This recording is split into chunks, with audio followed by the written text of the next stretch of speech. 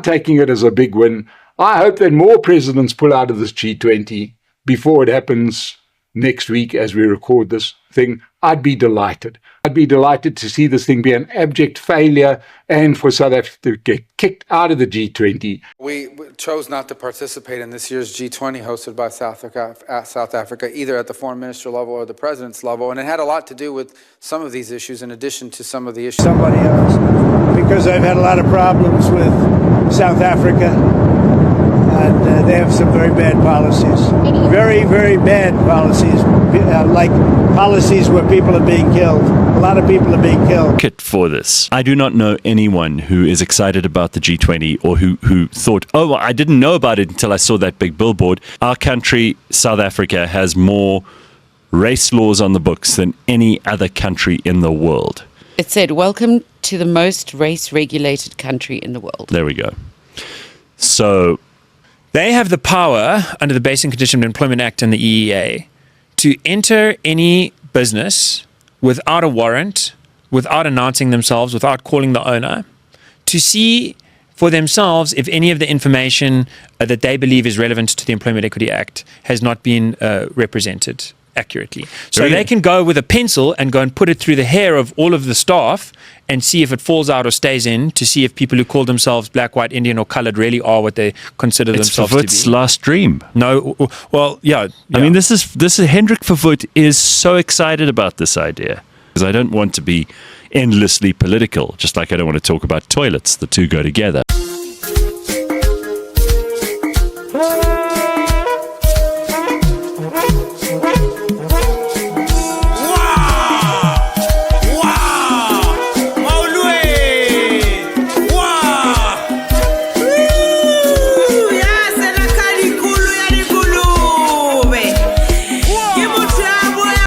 Machine politically incorrect. So when I was at the G20, something made me realize that maybe some campaigns are not genuine.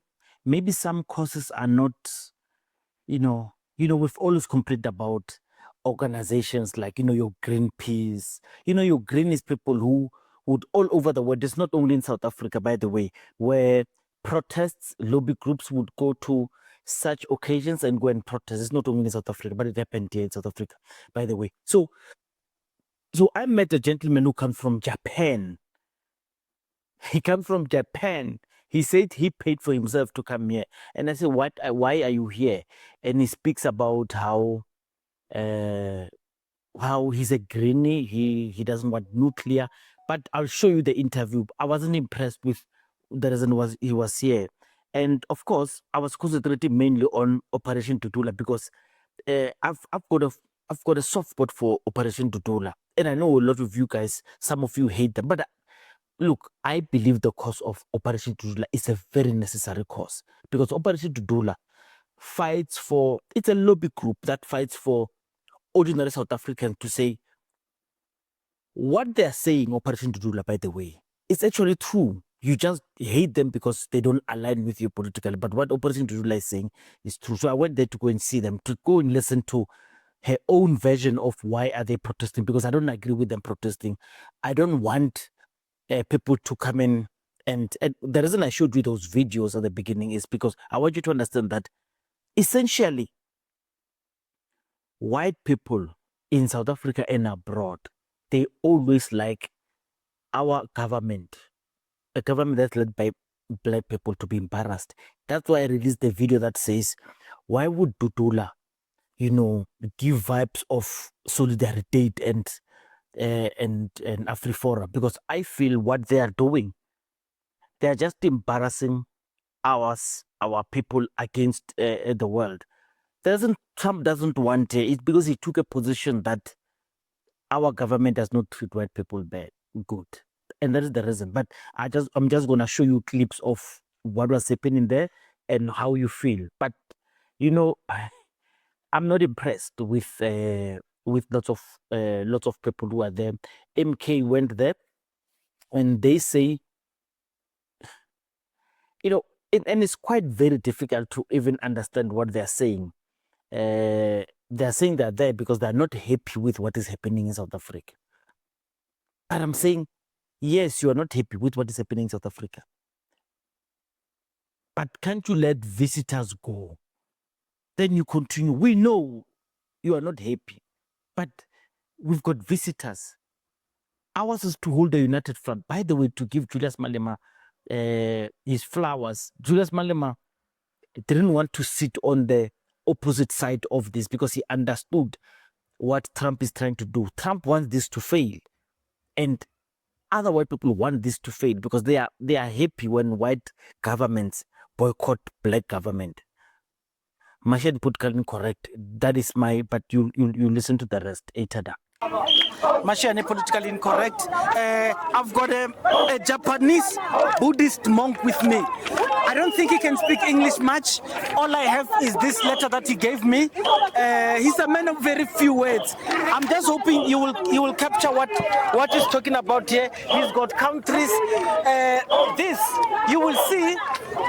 You will see when I put it on the screen. I just want to check the little that he has so we can get it through. We're at the G20 summit in South Africa, Johannesburg, and we've got a contingent of people in the campaign. How are you, sir? How are you? Good, and yes, very good. He can speak English. Just speak your language. Tell us why you are here. I came here for G20 summit in Johannesburg. Yes. For meeting with Mayor of Johannesburg, Dada Morero. The day before yesterday, I met him for taking a picture with his banner. Yes. Then, where do you live? Where do you come from? I'm from Japan. You traveled from Japan to come here? Yes. Who paid your flight to come here? By myself. You paid your own money to come here? Yes. Are you protesting or are you in support? I'm for countries. Countries join nuclear weapon ban treaty for abolishing nuclear weapon. Are you against the nuclear? Yes. Okay. The meeting with Dada Morero, the mayor of city of Johannesburg, how did it go? How was the meeting with Dada Morero? The day before yesterday, I met the Barclay Bank of Art in Johannesburg in the morning. They received this one.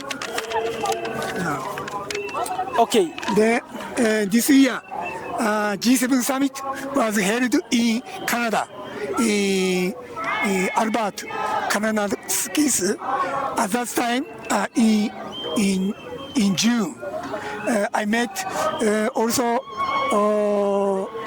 near the Canada's case. I met Mayor of Banff. What is the name of the organization that you come from? Sorry, Mama. Emela Kamunya. Yes. We are abolishing against the nuclear weapon. Okay. You are the green organizations that believe in the nuclear must not happen and green energy must be used. I hope so. Okay. And then after using nuclear weapon, many people died. Okay. Okay, so what happened in Fukushima in Japan is actually proof that nuclear is safe. Do you not think nuclear is safe after what happened in Fukushima after the tsunami? At that time, 2011, big earthquake happened. Then tsunami attacked the nuclear power station. But the safety in that nuclear power station in Fukushima actually proved that this technology is a safe technology. I don't think so. You don't think so? How many people died in Fukushima? At that time, around 20,000 more No. people. In the Fukushima plant, the people had to do with engineering, not the people who died because of the calamity of the tsunami. The people involved in Fukushima nuclear plant. How many people died? I'm not. I don't know. Because no one died there. We believe. I don't know if it's true, but we believe no one died. Okay, another thing. Do you know South Africa has one of the best fossil fuel like coal? And this is our strength as a country. We do not want to diminish this strength as South Africa. And if nuclear is our strength, we want to use it. We can't use green energy because it's not sustainable. Do you believe that?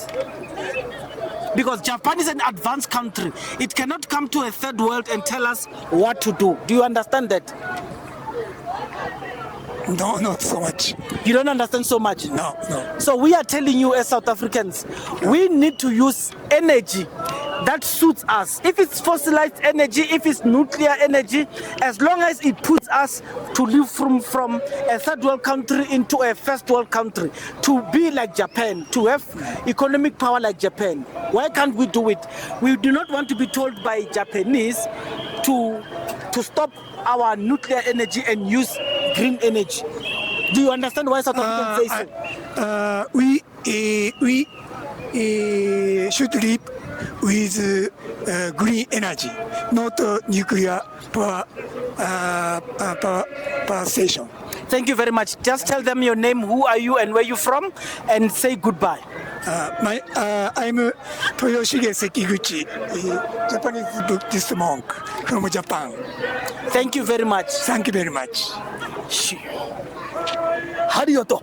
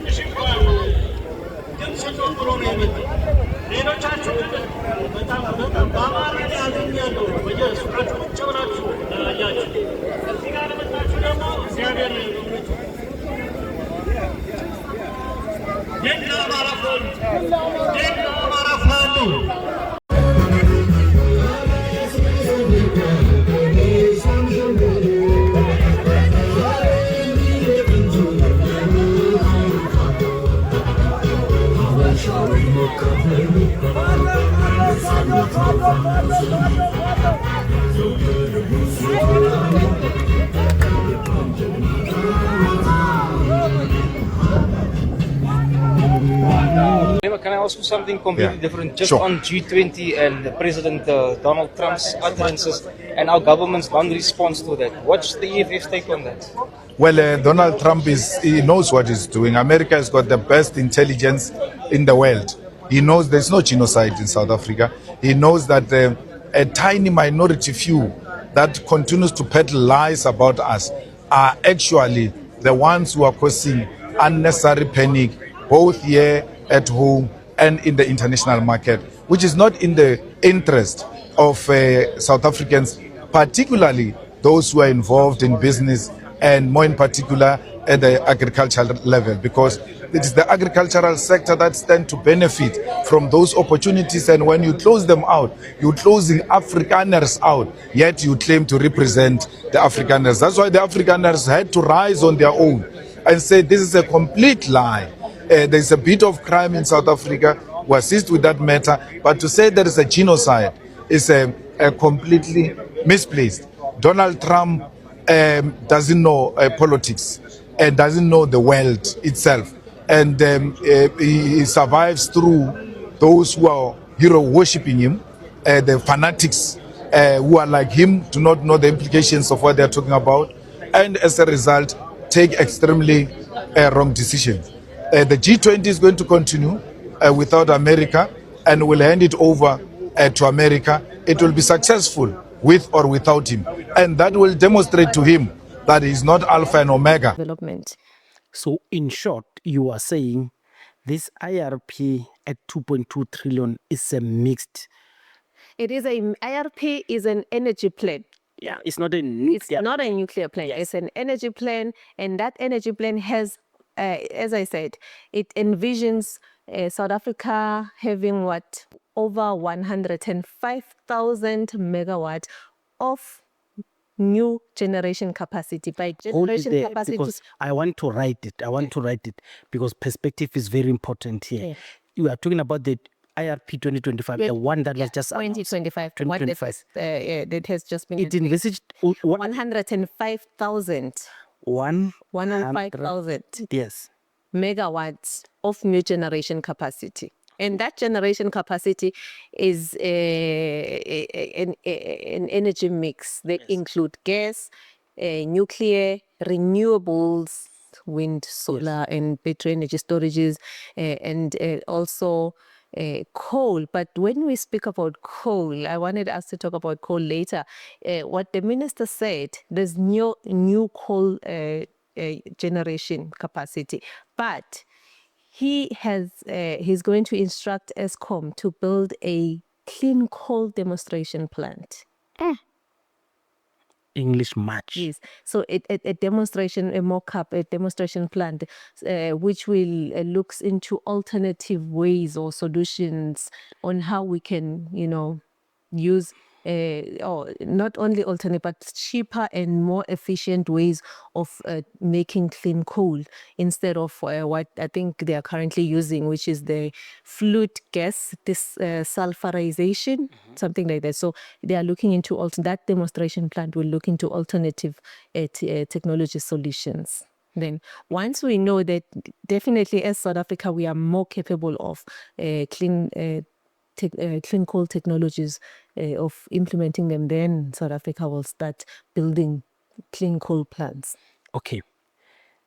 105,000 megawatt. These are big numbers. These are big numbers. And half, but by the way, out of that 105, renewables make up nearly half of that. So half of that comes from over half of that comes from renewables. Oh, okay. Yes. Because this is where I wanted to come. So renewables got more pie in Yes. piece of this pie. Everyone, so when they say the cake is big enough for everyone to eat, there's no need for us to fight. We delayed ourselves already because we spoke in the previous podcast over something that we are all co-commodities. So I want to do this. Yeah. 105 by 2039. What are we currently on? So if someone says South Africa's energy capacity is this, it's almost saying Mashiano Wolabukai. So I just want that. So what we are currently on is, let me say, forget about the plants that are broken and all that stuff. Let's say what we have in South Africa is 50,000 megawatts. Okay. Yes. We are on 50. Yes. Okay, sharp. So as Minister said, by 2039, Eskom should be tripled. So we're going to have 3 times the capacity of the current Eskom. In 14 years, 13 years time, we would have doubled our... Yes, tripled actually.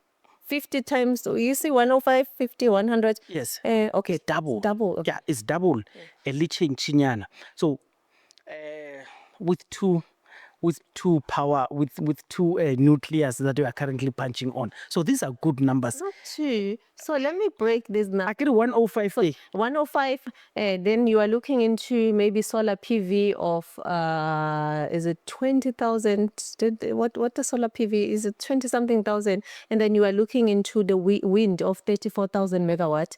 You are looking into battery energy storages of another number. And then you are looking into gas of 6,000 megawatt. So, and then you are looking into nuclear of, let's say, 10,000 megawatt. But that 10,000, what is confirmed is 5,200. Okay. So, Minister said 10,000, but 5,000 is something that we can wake up tomorrow and say we are building. Then 4,200, it will be advised by the Nuclear Industrialization Plan. IRP and Integrated Resource Plan, IRP. Yes. And then nuclear? Nuclear is now, let's say the confirmed one is 5,200 megawatts. You see, it's a small, the wind... 2.5. It's not 2.5, it's 5.2 gigawatt, 5,200 megawatts. Yes, but what do we have now? 2.5. We don't have... We wanted 2.5. Okay. Yeah, we wanted 2.5. Yeah, and then Quebec is giving us this. Quebec is giving us 1,900. Looks like it's It's very small. 1,900. Yes. Okay, no, that's why the Egyptians were better, carrying more than double. Yeah, okay, sharp. I understand.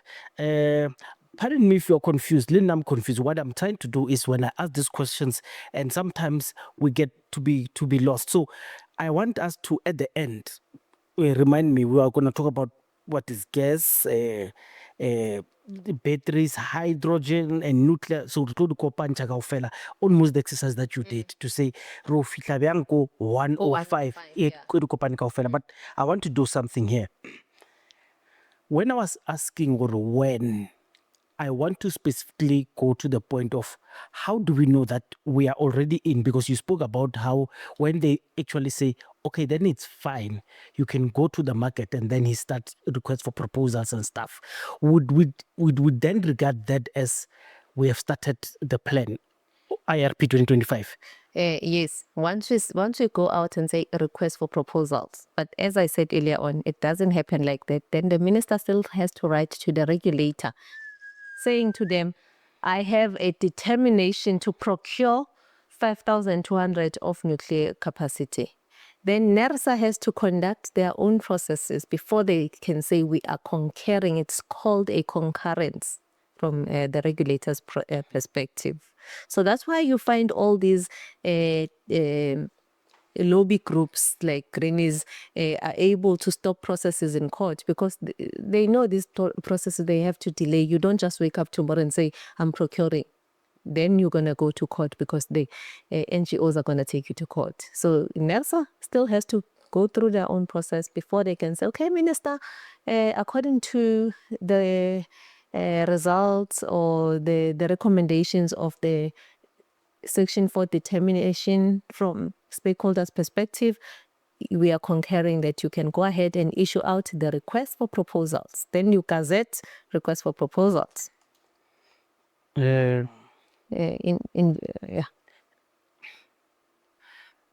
I'm making the third or the fourth attempt to ask Ori, when do we know that return more to process here? I want to tell you that okay, now let's speak from, let's say you are a power producer. Yes. You are a vendor, technology vendor. Yes. All that you need is the policy direction, which has been lacking since 2017. There was no policy direction. So even if you, let's say as a nuclear person, I go to in these international vendors and say, please fund me, I want to advocate for nuclear in South Africa, they would look away because there's no policy direction. Why should we care? You see, so now that there's a policy direction, then these technology vendors, they will now start turning their heads and look towards South African development when it comes to this. So we have a very important step.